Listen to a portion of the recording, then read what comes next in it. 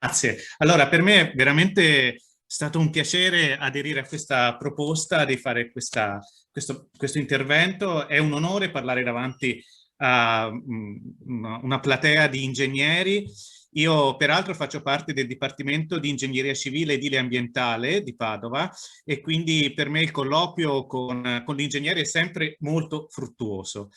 San Giorgio Maggiore e Andrea Palladio. Il senso, diciamo, gran parte del senso della relazione che vorrei fare stasera è proprio in quel e. Ehm, perché San Giorgio Maggiore e Andrea Palladio? Perché noi siamo abituati a vedere San Giorgio Maggiore, come già diceva l'ingegner Boato, come associato principalmente, quasi esclusivamente, alla figura straordinaria di Andrea Palladio, grande architetto del Cinquecento e in generale di tutta la cultura architettonica occidentale.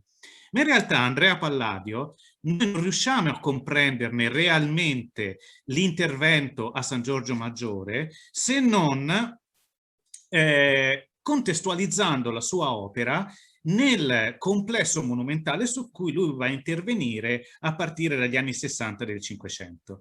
Fino ad oggi gran parte della storiografia su Palladio San Giorgio Maggiore si è concentrata sull'eccezionalità dell'intervento e in qualche modo come se Palladio costruisse su un deserto. In realtà Palladio va a intervenire su un manufatto che è abitato, è un monastero benedettino che deve essere usato quotidianamente e quindi deve andare a intervenire in un luogo che a cantiere aperto per decenni dovrà essere abitato e gestito da una comunità complessa che contava decine e decine di membri, appunto il monastero di San Giorgio Maggiore, con funzioni complesse. Sapete che in un monastero benedettino la vita è scandita dalle ore, che ha un suo riflesso cultuale nella liturgia delle ore.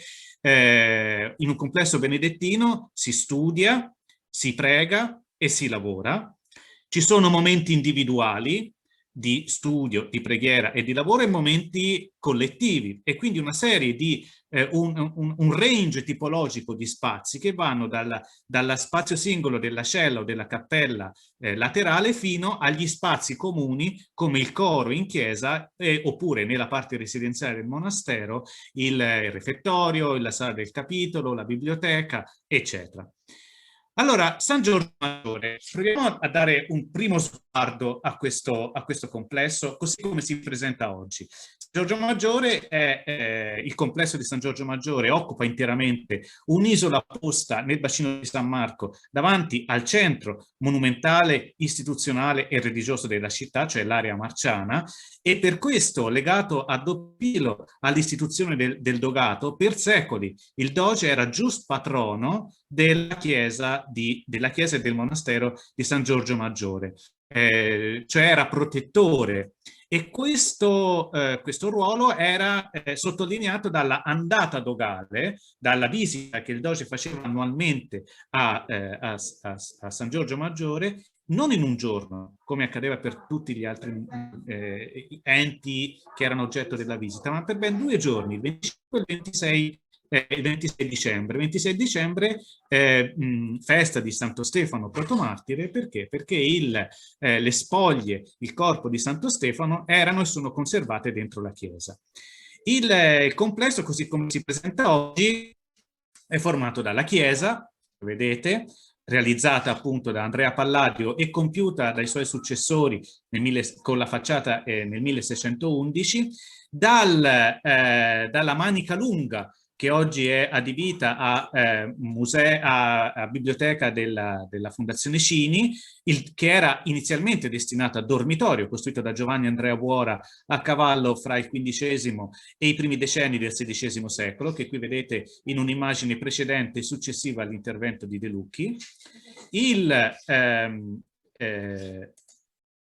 Il primo chiostro, il chiostro dei Cipressi, già chiamato chiostro degli Allori, che faceva parte dello stesso progetto che includeva a fine 400 il dormitorio, il refettorio a cavallo fra i due chiostri e il secondo chiostro costruito, il chiostro dei Cipressi, costruito da probabilmente su progetto di Andrea Palladio, ma questo potrebbe essere oggetto di un'intera relazione, probabilmente sul progetto di Andrea Palladio fra gli ultimi decenni del Cinquecento e la prima metà del Seicento. Su questo chiostro interverrà poi Longhena con la costruzione dello scalone e la costruzione della biblioteca. Chiedo conferma che vedete il mouse, per favore. Sandro, mi puoi dare conferma? Benissimo, grazie mille. Grazie. Dunque un grandioso, enorme complesso, il più ricco monastero di Venezia,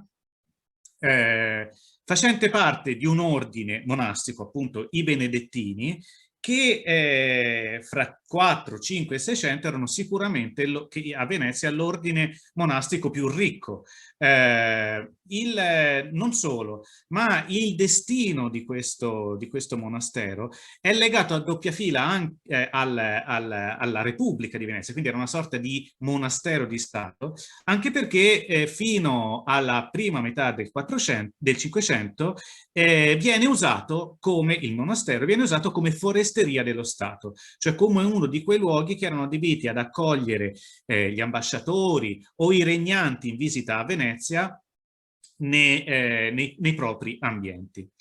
Ora, questo grandioso complesso a 2 chiostri con la chiesa e tutta una serie di ambienti laterali, periferici alla chiesa, in realtà nei primissimi anni del XV secolo, nel 1500, si presentava con un aspetto completamente diverso, così come lo vediamo nella veduta a volo d'uccello di Jacopo de' Barbari, che risale all'anno 1500.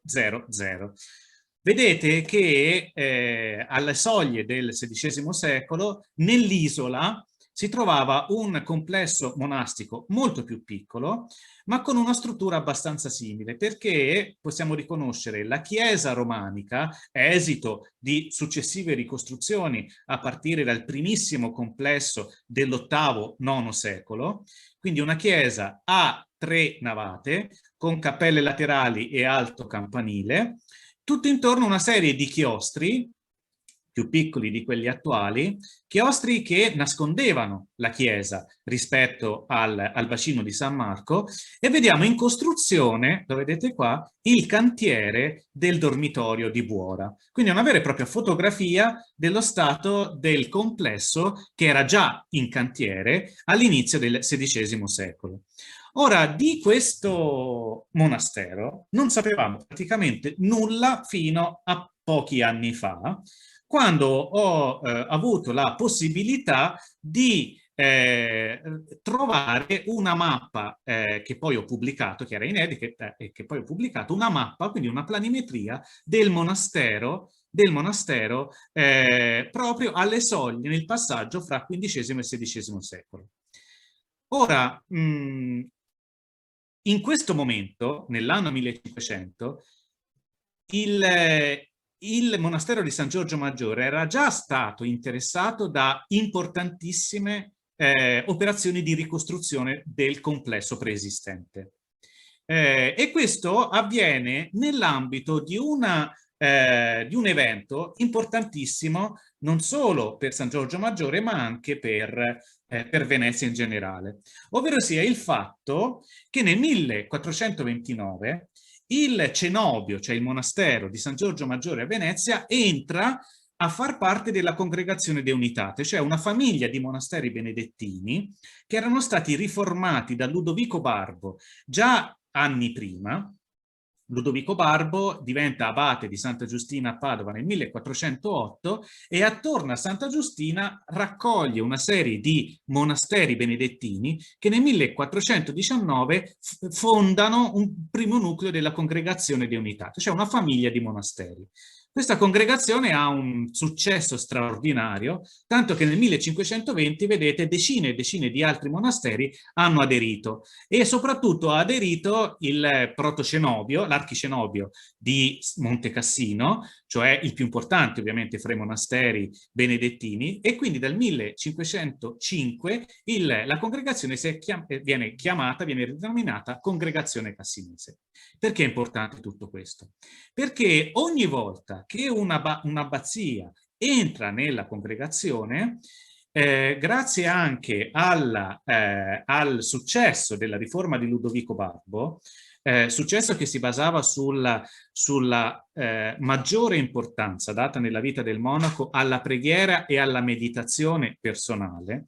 Grazie a questo successo, a questa maggiore spiritualizzazione della vita dei benedettini, impostata da Ludovico Barbo, entrano, una volta che un monastero aderisce a questo rinnovamento spirituale e quindi entra nella congregazione, ecco che questo monastero attira nel giro di pochi anni attira moltissimi novizi e quindi si rende necessario ricostruire il monastero per dare spazio a questa nuova popolazione di nuovi monaci.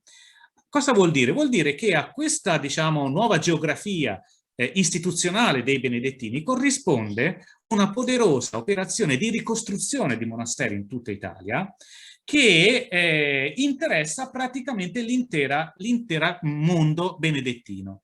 Decine e decine di monasteri preesistenti vengono ricostruiti dal nord, il centro e sud Italia a costituire una sorta di costellazione di nuove architetture che si basano sui principi della riforma di Ludovico Barbo. Questa riforma prevedeva sicuramente il fatto che il monaco non deve più dormire in un dormitorio comune, ma in una cella singola. Questo vuol dire sostituire 4-5 grandi ambienti destinati a dormitorio negli manufatti preesistenti con decine e decine di nuove celle. Questo chiaramente capite che rivoluziona lo spazio del monastero, perché bisogna sistemare queste nuove cellule spaziali in una proliferazione di chiostri. Quindi monasteri che prima erano in fase medievale erano costituiti semplicemente da un nucleo formato da chiesa e chiostro, devono riorganizzarsi ricostruendo 2, 3, 4, 5, 6 chiostri attorno a una chiesa che deve essere a sua volta ricostruita in forme gigantesche per ospitare una comunità che si è moltiplicata di n volte rispetto alla fase preesistente. È la stessa questione che riguarda, la stessa vicenda riguarda San Giorgio Maggiore ed è qui che è in questa fase di ricostruzione che occupa almeno 3 secoli, 4, 5, 600, che si inserisce l'intervento palladiano. Per poter però comprendere appieno le caratteristiche, la natura dell'intervento di Palladio, dobbiamo almeno velocemente comprendere come era il monastero preesistente, cioè il luogo in cui interviene Palladio. E questo è possibile grazie a una serie di fonti grafiche come la pianta la veduta di Jacopo de Barbari, una serie di una costellazione di dati documentari che a cui è possibile risalire andando a lavorare in archivi di Stato di Venezia, ma anche grazie alla scoperta di cui vi parlavo prima, che ho fatto un paio di anni fa, di questa pianta, di questa mappa, che era stata catalogata in archivio di Stato di Venezia come convento sconosciuto. In base a una serie di considerazioni ho potuto invece verificare che si trattava appunto del monastero di San Giorgio Maggiore e l'ho datata all'ultimo decennio del 400. A partire dalla lettura di questa planimetria e da una rielaborazione digitale che ho compiuto con un piccolo gruppo di studio appunto nel mio dipartimento di Padova in collaborazione con l'Università di Verona, abbiamo potuto ridisegnarla, qui vedete il ridisegno di questa mappa, e a partire dalla lettura, dall'incrocio fra dati documentali e questi dati grafici, abbiamo potuto ricostituire l'aspetto del monastero a fine 400. Era, come abbiamo visto in Jacopo de Barbari, formato da una chiesa che abbiamo scoperto essere non a 3, ma a 4 navate, 2 chiostri antistanti la chiesa, destinati in parte a dormitorio dei monaci, un chiostro antistante destinato a foresteria, e a foresteria e a infermeria, una parte costituita dallo spigolo dell'isola che era appunto quella foresteria statale che era chiamata Casa di San Marco, e tutta una serie di appendici destinate di volta in volta a dormitorio dei monaci, dormitorio dei novizi e biblioteca. Il tutto con un campo antistante che dava l'accesso acqueo al monastero. Abbiamo anche provato a ricostituire delle due vedute, una da nord, cioè da San Marco, e una da sud, che in qualche modo, grazie anche al confronto con la pianta di Jacopo de Barbari, che è contemporanea, fortunatamente a questa mappa ritrovata nell'Archivio di Stato di Venezia, ci ha permesso di ricostituire la effettiva spazialità di questo complesso monastico.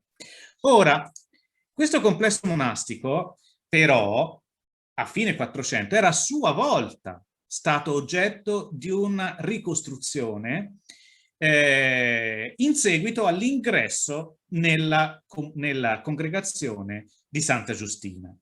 La congregazione De Unitate chiamata di Santa Giustina.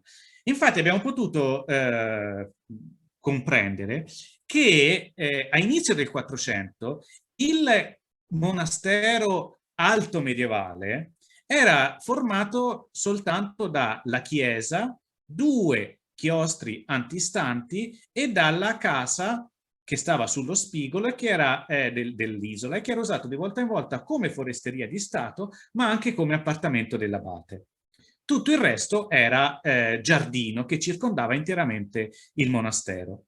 A questo primo nucleo vengono aggiunti di volta in volta un primo dormitorio, entro il 1432, un secondo dormitorio, quello che vi facevo vedere, che si vede bene in Jacopo de Barbari, e che si trovava più o meno dove ora si trova il braccio che distingue i due dormitori. Poi su questa immagine torneremo più approfonditamente. Il refettorio, che si trovava nella parte nord del monastero, l'infermeria e la foresteria, di cui vi parlavo prima, costruite nel 1440, la casa del canton, appunto, che viene ricostruita, la casa del canton che era usata come foresteria di Stato e come casa dell'abate, di cui vedete qui alcune immagini, diciamo, grafiche, alcune fonti grafiche, alcune vedute, e che qui vediamo nella mappa della fine del 400 e che sarà ricostruita nel 1521-23. Infine la libreria Nova, la libreria che viene costruita grazie ai fondi donati da Cosimo de' Medici, che qui aveva passato alcuni anni di esilio, 2 anni di esilio, e che probabilmente vede un intervento dell'architetto Michelozzo di Firenze. Ora, questo complesso, come vedete, ha un aspetto abbastanza disordinato, proprio perché è esito di una ricostruzione di vari pezzi, soprattutto chiostri e dormitori, attorno a un nucleo originario. E diciamo, questa aggregazione successiva di ambienti che si erano resi necessari proprio per l'aumento demografico dei monaci che vede una vera e propria curva ascendente nel corso dei primi decenni dopo l'ingresso di San Giorgio Maggiore nella congregazione. Questa, diciamo, tumultuosa aggiunta di nuovi ambienti necessari alla vita del monastero trova nei primi anni, fra gli ultimi anni del 400 e i primi anni del 500, una ipotesi di sostituzione con un nuovo monastero, cioè con l'ipotesi di demolire interamente il monastero che a sua volta era stato ricostruito pezzo per pezzo nella seconda metà del 400 e una sostituzione, di sostituirlo con un nuovo complesso monastico formato da una nuova chiesa che andava a sostituire interamente la vecchia chiesa che sarebbe stata demolita, con un complesso di 2 chiostri, li vedete qua, con una appendice costituita per l'appunto dal nuovo dormitorio. Si trattava di un progetto grandioso, che fra l'altro denota anche la grande ricchezza dei monaci che potevano permettersi un'operazione del genere e che viene, questa grandiosa operazione, testimoniata da questo disegno, conservato anche questo in archivio in Archivio di Stato di Venezia, risalente probabilmente agli anni 20 del Cinquecento. Certo è che nel frattempo, negli ultimi anni del 400, il dormitorio era già stato impostato, era già in costruzione, come abbiamo visto nella veduta di Jacopo de Barbari. E quindi è possibile che dopo una prima fase in cui si rende necessario costruire un dormitorio, proprio per poter dare un luogo per il sonno, per la preghiera e per la meditazione alle decine e decine di nuovi monaci che nel frattempo erano entrati in monastero, può darsi che dopo la costruzione, a partire dalla costruzione del dormitorio, si siano già impostati i due nuovi chiostri. Anzi, io sono convinto che almeno il primo chiostro era già implicito nella costruzione del dormitorio. Ora, la progressiva sostituzione di questo complesso monastico che abbiamo visto nella sua conformazione di fine 400 inizio 500 con il nuovo complesso che vediamo oggi prende almeno 2 secoli, cioè prende almeno tutta il 500 e gran parte del 600. Ma è, come vi ho detto, un processo difficile da gestire in quello che noi oggi chiameremo processo edilizio, cioè come il problema era come organizzare i diversi stralci del lavoro, prevedendo che sarebbero durati diversi decenni, mantenendo contemporaneamente in funzione la parte residenziale e quella cultuale, cioè la chiesa, del monastero. Quindi è interessante vedere passo passo come i nuovi manufatti vanno progressivamente a sostituire i vecchi manufatti che a loro volta vengono progressivamente demoliti pezzo per pezzo. Vi mostro, questo è il lavoro che io sto facendo in questi mesi, che troveranno poi luogo in una pubblicazione, in una monografia che sto preparando, quindi io vi sto, diciamo, dando un po' qualche primizia di una ricerca che è veramente in atto in questo momento. Sono tutte cose nuove che vi sto raccontando. È interessante, vi dicevo, vedere alcuni degli step, proprio per capire cosa c'entra Palladio in questa progressiva ricostruzione, sostituzione di un vecchio manufatto con uno nuovo, che ha una forma completamente diversa, cioè che non riutilizza praticamente nulla del vecchio manufatto, tranne il campanile, perché del vecchio manufatto viene conservato soltanto il campanile che si trova qui e che poi a sua volta è stato ricostruito molto più tardi, cioè nel corso del XVIII secolo, ma sulle stesse fondazioni. Nel 1530, per esempio, siamo sicuri che lo stato del cantiere era questo, in rosso la nuova costruzione, ovvero sia il dormitorio dei Buora con il nuovo chiostro, di cui un'appendice importante è questa, cioè la sala del capitolo.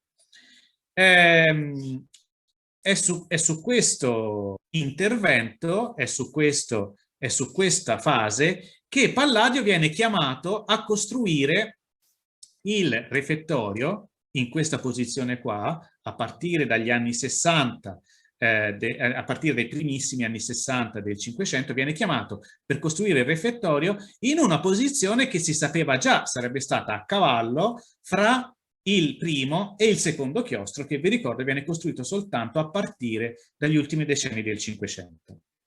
Ora, a questo punto del cantiere si pone il problema di come ricostruire la chiesa. Ricostruzione resa necessaria perché la nuova chiesa era in stato di rovina, e questo ce lo dicono i documenti, ma anche perché, come vi dicevo, c'era bisogno di un nuovo ambiente molto più grande, di dimensioni gigantesche, un vero e proprio salto di scala, per poter ospitare una comunità di monaci che si era moltiplicata come numero di aderenti rispetto al piccolo monastero medievale. Il problema è come ricostruire una chiesa all'interno di un monastero che a sua volta è in fase di ricostruzione. Capite che dal punto di vista dell'organizzazione del cantiere è un enorme problema. Perché? Perché la chiesa viene usata quotidianamente dai monaci, per quanto riguarda il coro è la parte della chiesa destinata alla liturgia quotidiana delle ore e alle celebrazioni solenni, e oltre al coro sapete che esiste nelle chiese pretridentine, prima del Concilio di Trento, una grande area destinata ai fedeli, coincidente nella maggior parte dei casi con le navate della chiesa. Quindi questa separazione netta fra la parte destinata ai monaci, che si trovava nel presbiterio, cioè il coro, la parte dei fedeli, era un ulteriore elemento che rende complessa la ricostruzione della chiesa. Certo è che durante la ricostruzione bisogna dare la precedenza al coro. Prima si deve costruire il coro, perché deve essere usato quotidianamente, e successivamente si può costruire il resto della chiesa. Ma in tutto questo almeno uno spazio cultuale deve rimanere in essere. Ed è un problema, questo doppio problema, che era stato affrontato prima che a San Giorgio Maggiore in una serie di altri monasteri della congregazione che avevano affrontato lo stesso problema e che viene risolto in modo differenziato. Prendiamo due esempi. Nell'abbazia di Praglia, che a sua volta vedeva l'abbazia di Praglia sui Colli Euganei, vicino a Padova, che oggi vedete è costituita da un grandioso sistema di chiostri attorno a una chiesa di grandi dimensioni che costituisce un appendice rispetto ai chiostri.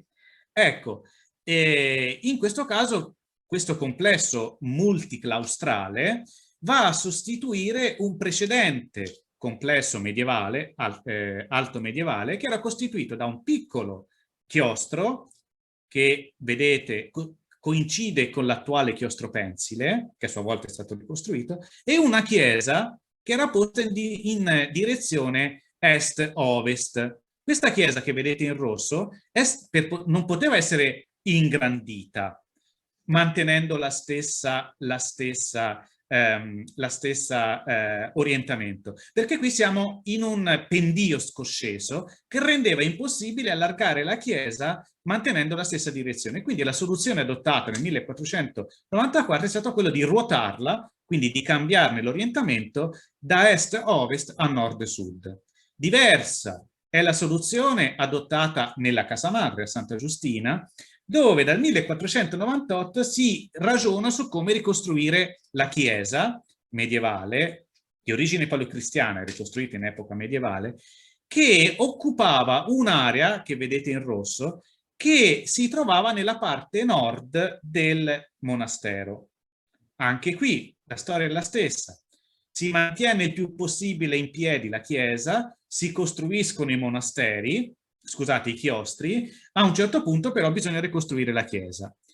Qui la soluzione di costruire una nuova chiesa più grande viene risolta traslando la giacitura della chiesa per poter realizzare uno dei più grandi complessi cultuali e religiosi costruiti nell'Italia del Cinquecento. Un cantiere che aveva come competitor soltanto quello di San Pietro in Vaticano. E infatti i due cantieri, dal 1505 quello di San Pietro in Vaticano, Bramante, Giuliano da San Gallo, Antonio da San Gallo il Giovane, Michelangelo, eccetera, dall'altra la chiesa di Santa Giustina a Padova. Sono due cantieri che si intrecciano e che hanno una storia interessantissima che però qui non è il caso di approfondire.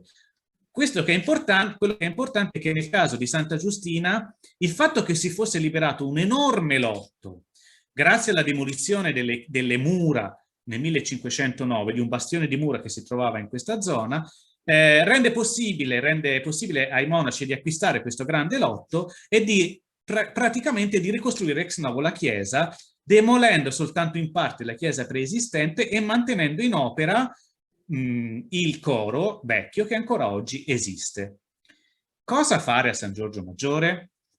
A San Giorgio Maggiore la questione era molto più complicata, perché a San Giorgio Maggiore già negli anni 20 del Cinquecento si era pensato di costruire la chiesa. Qui vi mostro nuovamente un dettaglio di quella pianta degli anni 20 del Cinquecento, di ricostruire la chiesa demolendo interamente la chiesa medievale, demolendola interamente.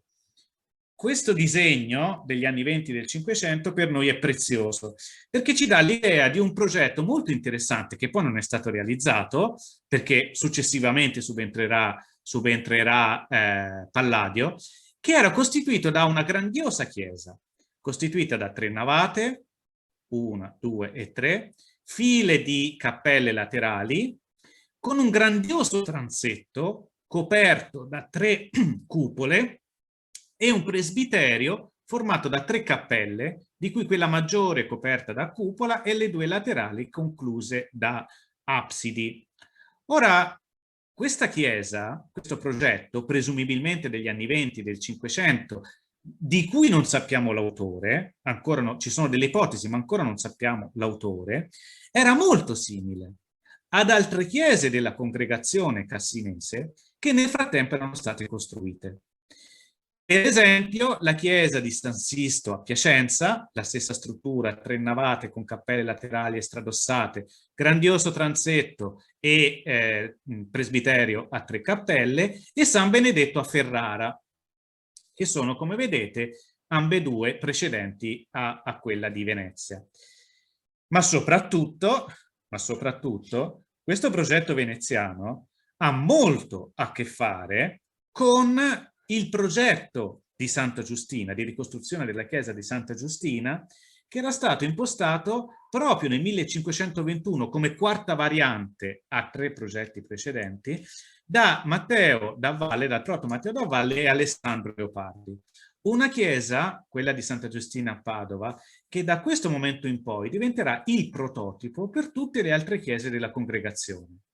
Una chiesa prototipo non solo per le dimensioni, ma anche per l'organizzazione planimetrica, ovvero sia 3 navate, di cui quella maggiore più larga delle altre, filari di cappelle laterali, grandioso transetto con una cupola al centro, l'incrocio fra navata centrale e transetto, e grappolo di cappelle in corrispondenza del presbiterio. Quindi prototipo che sarebbe servito come modello per le altre chiese della congregazione, non solo per la planimetria, ma anche per il linguaggio architettonico. Se voi vedete un'immagine come questa dell'interno di Santa Giustina, vedete questa assoluta sobrietà linguistica, grandiosi spazi in collegamento fra di loro grazie all'uso dell'ordine architettonico. Ora, in tutta questa storia, cosa c'entra San Giorgio Maggiore e cosa c'entra Palladio?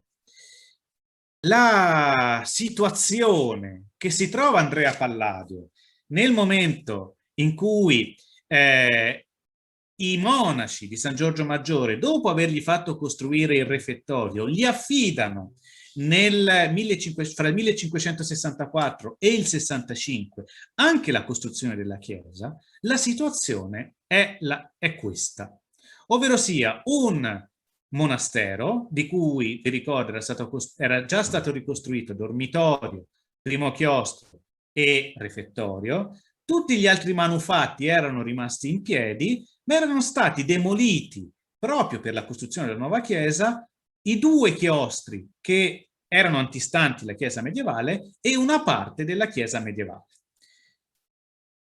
È ancora più chiara la situazione se noi guardiamo questa mappa. In questa mappa, che è stata disegnata con la collaborazione di Gabriella Liva, che fa parte del team di ricerca su San Giorgio Maggiore, vediamo la relazione che c'è fra in nero la pianta del monastero medievale, in parte ricostruito nel corso del 400, e in rosa lo stato attuale del monastero, chiesa e chiostri. Vedete che nulla coincide tranne la posizione del campanile. Insomma, Andrea Palladio deve andare a riempire quest'area che io qui ho segnato in rosso, cioè praticamente deve farsi spazio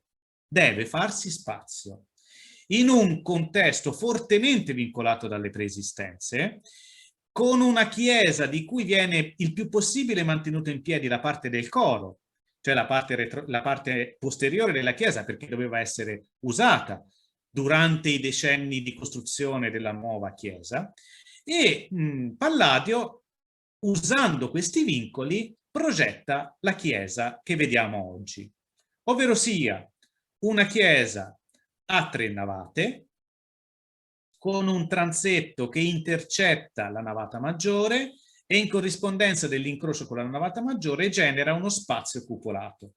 Il transetto concluso da 2 absidi sporgenti e un presbiterio, e attorno a questo nucleo più importante, principale, ci sono altri 2 spazi: il presbiterio, coperto con una grandiosa volta a crociera, e separato da una transenna di colonne il coro dei monaci. Il coro dei monaci che doveva essere parzialmente isolato dal resto dello spazio dei fedeli.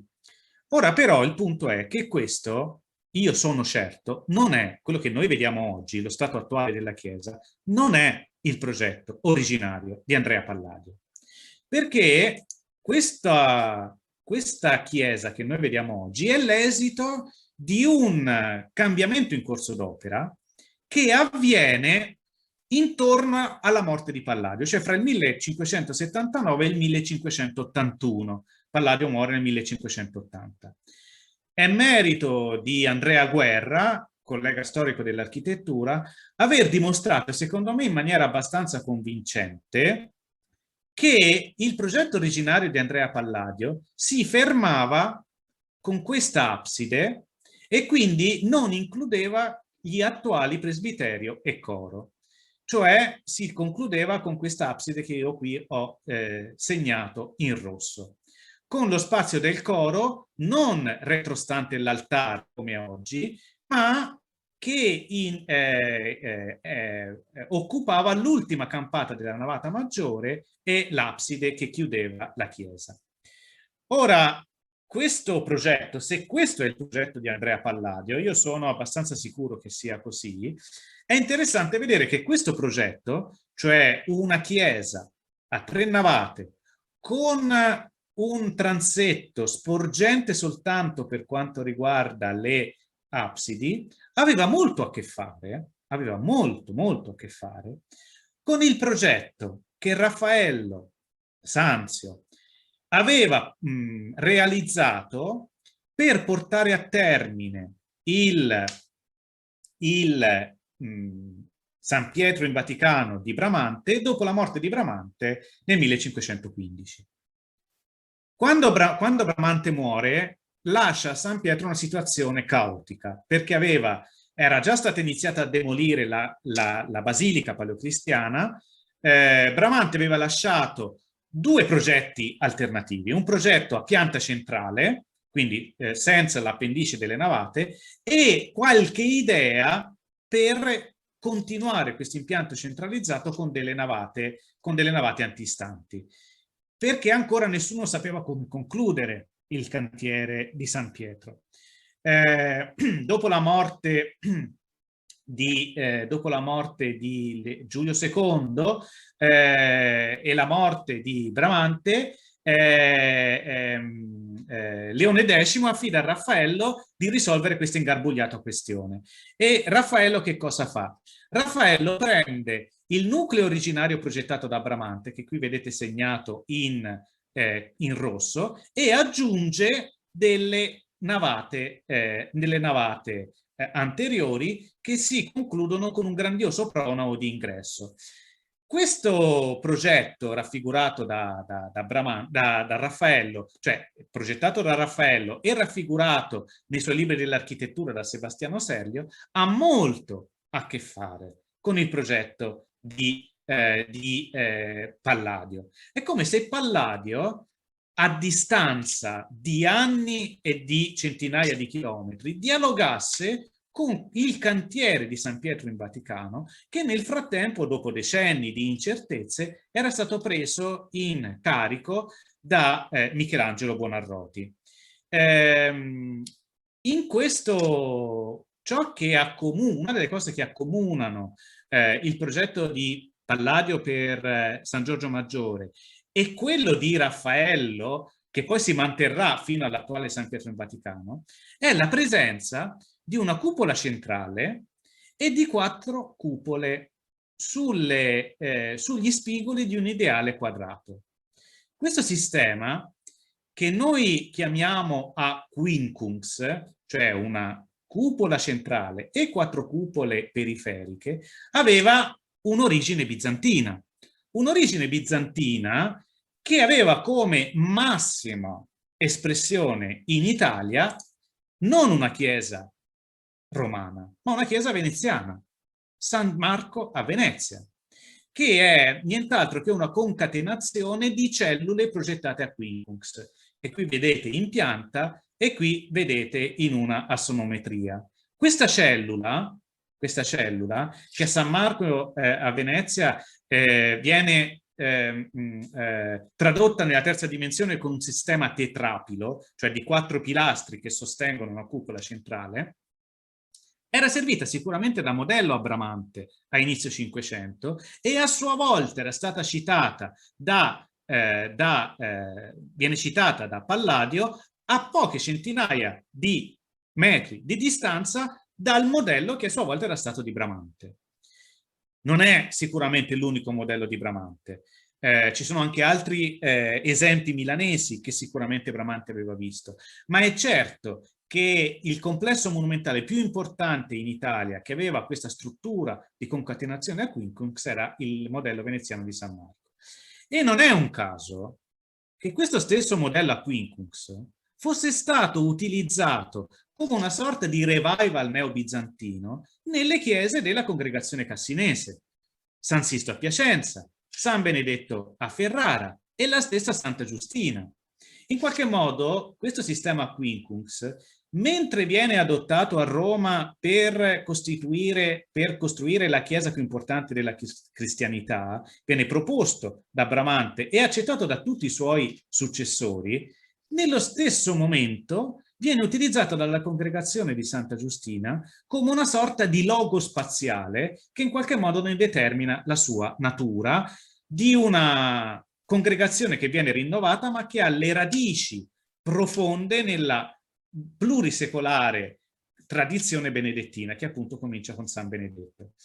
È così che si può spiegare il progetto di Bramante, con una concatenazione, una stratificazione di significati di revival neobizantino, che facevano parte della memoria architettonica di Santa Giustina, della congregazione di Santa Giustina, un colloquio a distanza con quel grandioso laboratorio di idee architettoniche che era San Pietro in Vaticano, ma anche con il linguaggio degli ordini architettonici, nel senso che Palladio da par suo utilizza gli ordini architettonici per tradurre nella terza dimensione questa architettura.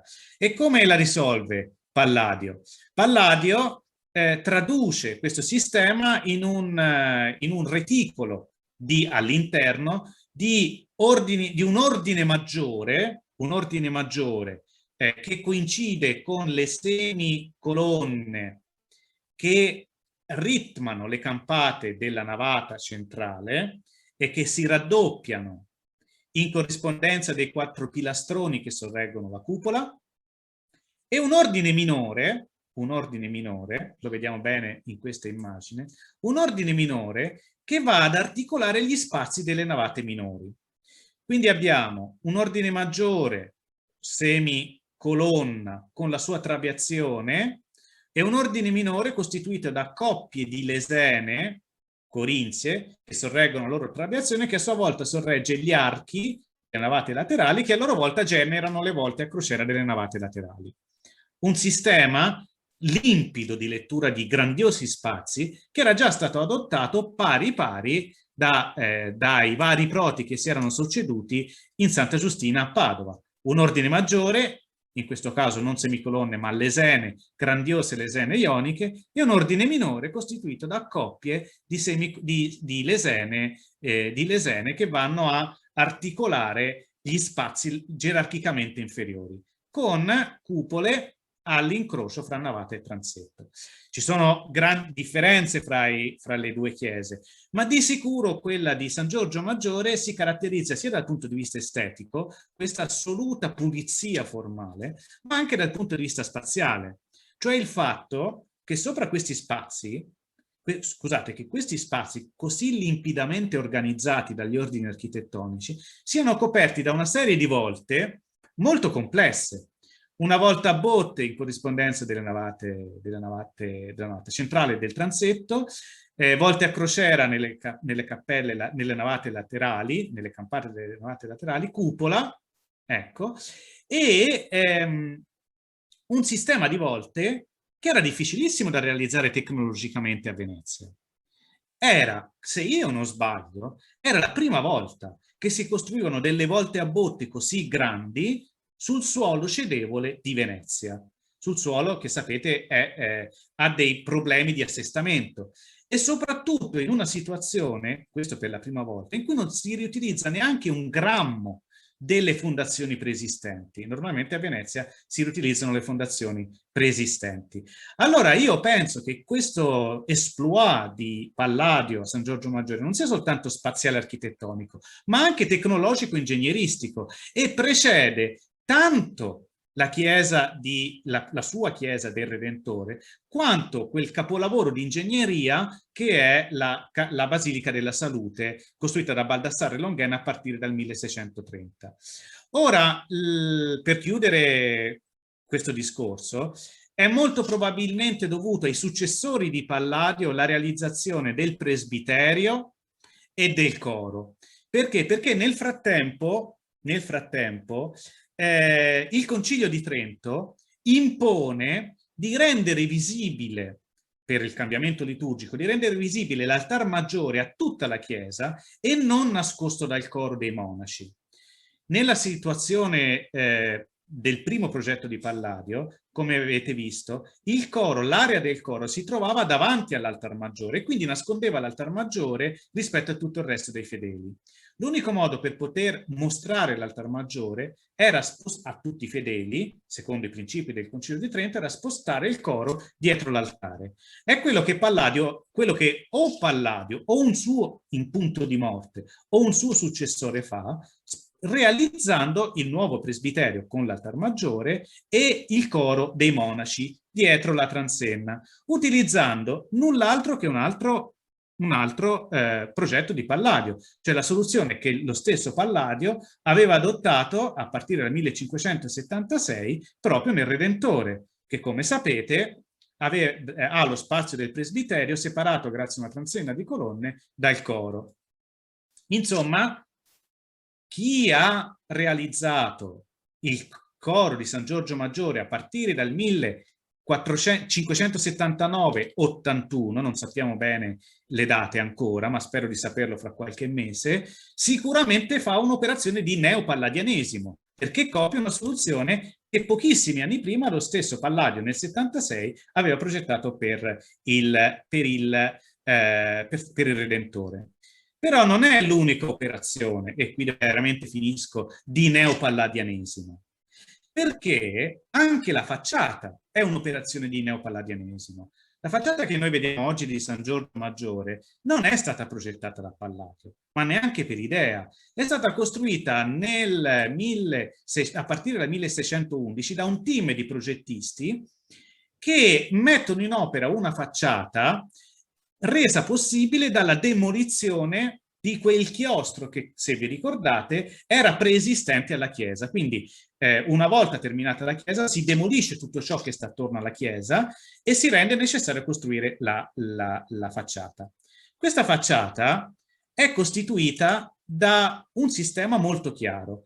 Una parte centrale, che è caratterizzata da un ordine maggiore costituita da semicolonne composite, che riprende esattamente la presenza dell'ordine maggiore all'interno, e da un ordine minore costituito da queste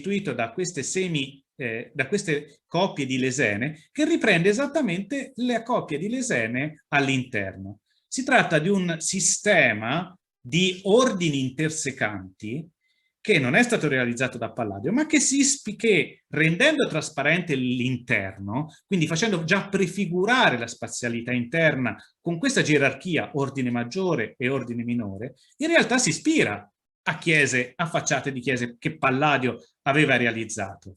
E cioè la chiesa, la facciata della chiesa di San Francesco della Vigna e quella del Redentore, che sfruttano esattamente lo stesso sistema di ordini intersecanti per suggerire che all'interno esiste una gerarchia di spazi. Ecco allora che a San Giorgio Maggiore si gioca non soltanto un grosso problema di rapporto con i vincoli preesistenti, che viene gestito in maniera mirabile da Palladio, ma anche la primissima fase di quel neopalladianesimo che si svilupperà poi in Inghilterra con Inigo Jones e poi invaderà tutto il mondo con la cultura inglese e soprattutto quella americana. Pensate al ruolo di Thomas Jefferson fra la fine del Settecento e l'inizio dell'Ottocento. Ci saranno intere città come Washington costruite in stile neopalladiano, ma probabilmente la prima operazione neopalladiana avviene proprio a Venezia. E questo, come vi dicevo, è reso possibile dal fatto che la costruzione della chiesa, dal fatto che il chiostro preesistente viene demolito esplicitamente per fare spazio alla nuova facciata. Io sono convinto che Palladio, quando inizia a costruire, è previsto che il chiostro antistante non venga demolito, ma venga mantenuto. È per questo che dei progetti di facciata di Palladio abbiamo un grosso dubbio. Noi non sappiamo come Palladio avesse previsto di realizzare la facciata, perché io scommetterei che al 99% i monaci, almeno in questa prima fase, cioè vivente Palladio, avevano previsto di mantenere il chiostro antistante. Soltanto a inizio 600 si decide di demolire tutto ciò che stava davanti alla chiesa per fare spazio alla facciata, in modo che diventasse un pezzo della quinta urbana attorno al bacino di San Marco. E con questo io concludo, anche perché se ci sono delle domande vorrei lasciare un po' di spazio per le domande. Vi ringrazio per la vostra attenzione. Allora, grazie al professor Guidarelli per questa sua illustrazione molto ampia di tutta la storia del monastero benedettino di San Giorgio. E io l'ho trovata davvero molto interessante, tutti questi riferimenti, abbiamo anche capito il collegamento diretto che c'è con la chiesa di Santa Giustina, sulla quale ci siamo intrattenuti circa un mese fa con la conferenza di Don Giulio Pagnoni, che ci ha raccontato appunto dell'architettura della basilica e delle sue problematiche anche in fase di restauro. E mentre questa conferenza di oggi mi è parsa davvero illuminante su quant'è quanto è stato laborioso, diciamo, il susseguirsi degli interventi che ci sono stati in quest'isola.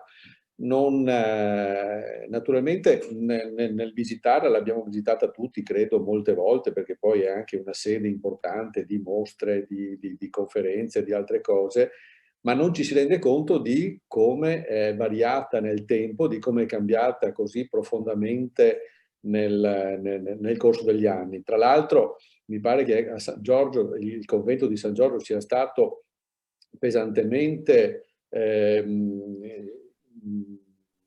insomma, modificato e devastato durante il periodo napoleonico, che, se ricordo bene, aveva praticamente modificato la destinazione conventuale, trasformando l'intero convento in un deposito militare o qualcosa del genere.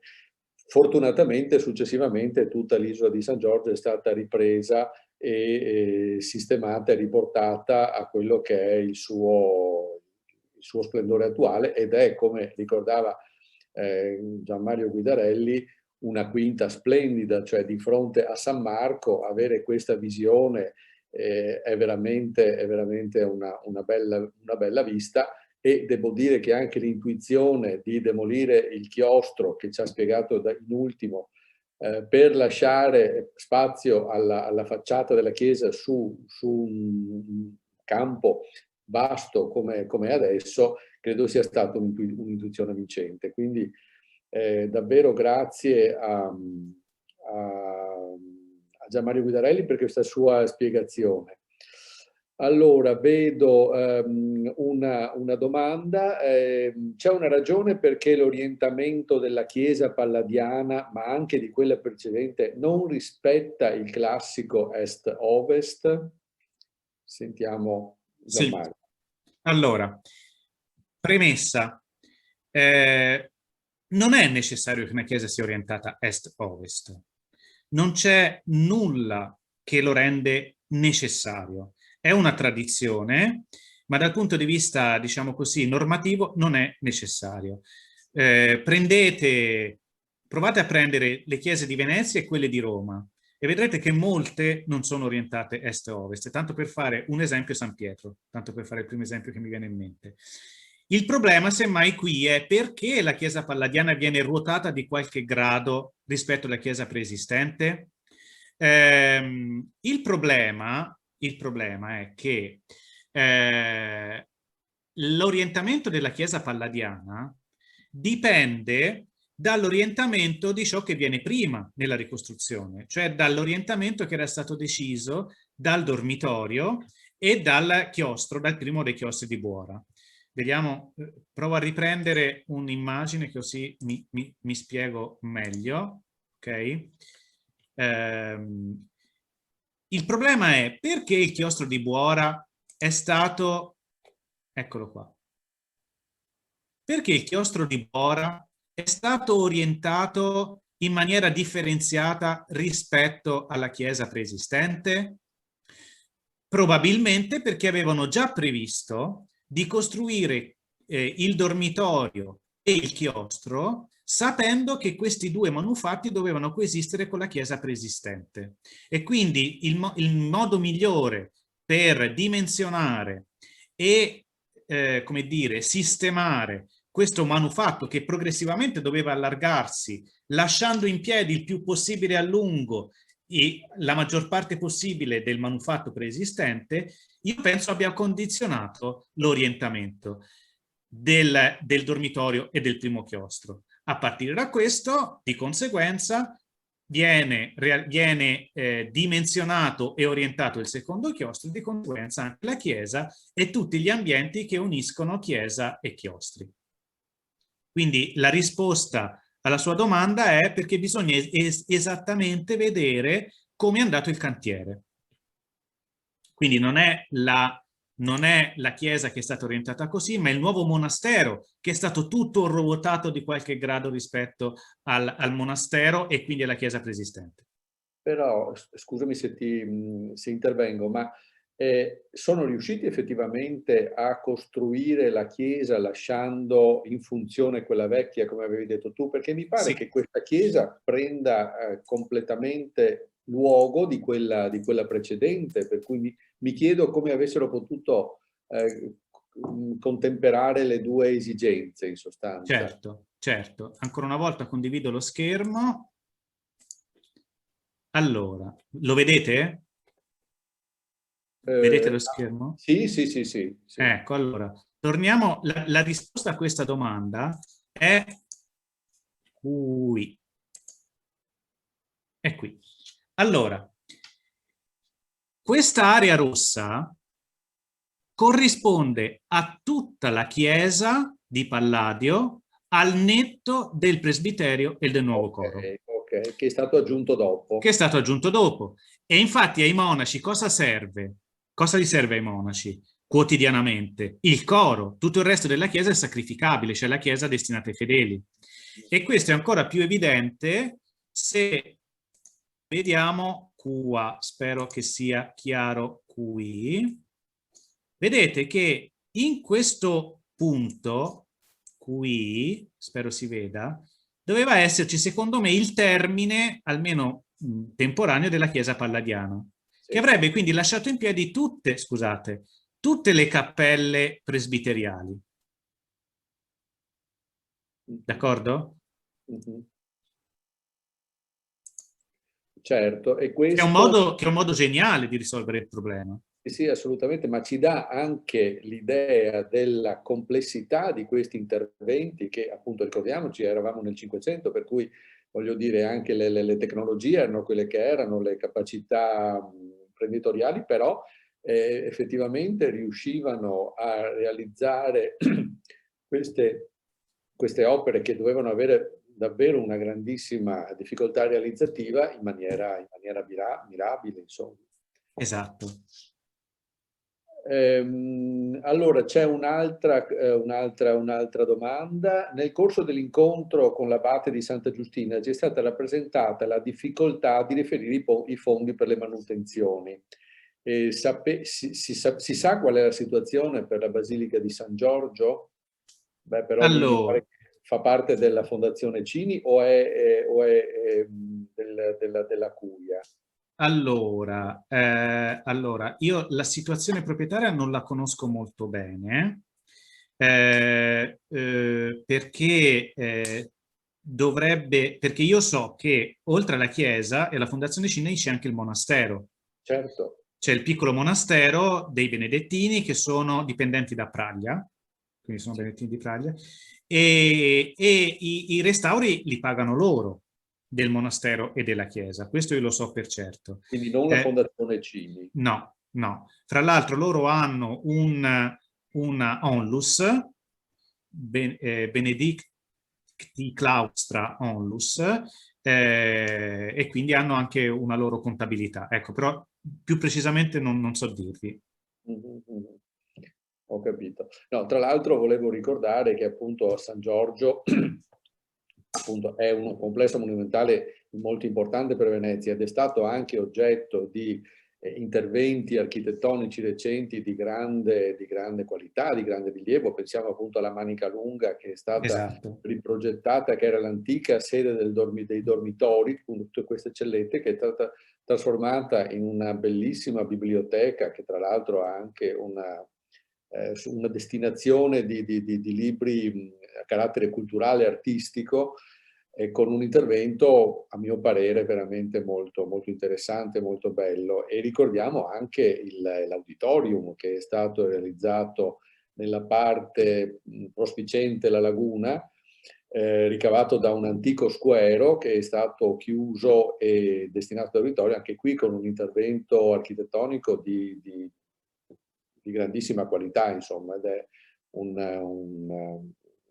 che consiglio a tutti, se non l'avete visto, di andare a vedere e sentire, perché poi dà direttamente sulla laguna, per cui sentendo i concerti si può ammirare la laguna da dietro con un effetto che è straordinario, insomma, ecco.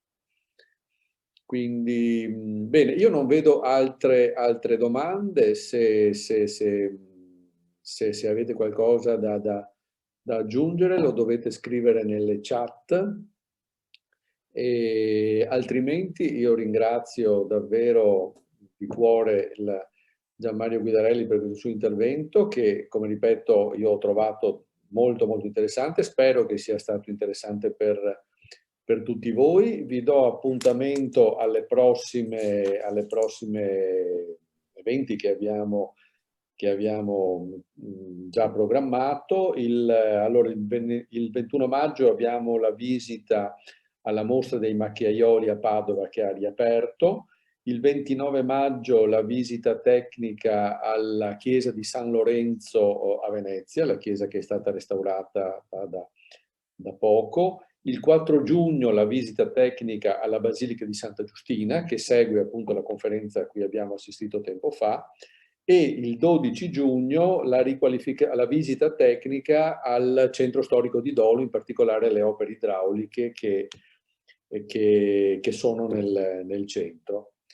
Ecco, vedo che ci sono arrivati dei complimenti e delle congratulazioni per Gianmario Guidarelli e un grazie di nuovo a lui per la sua conferenza, insomma.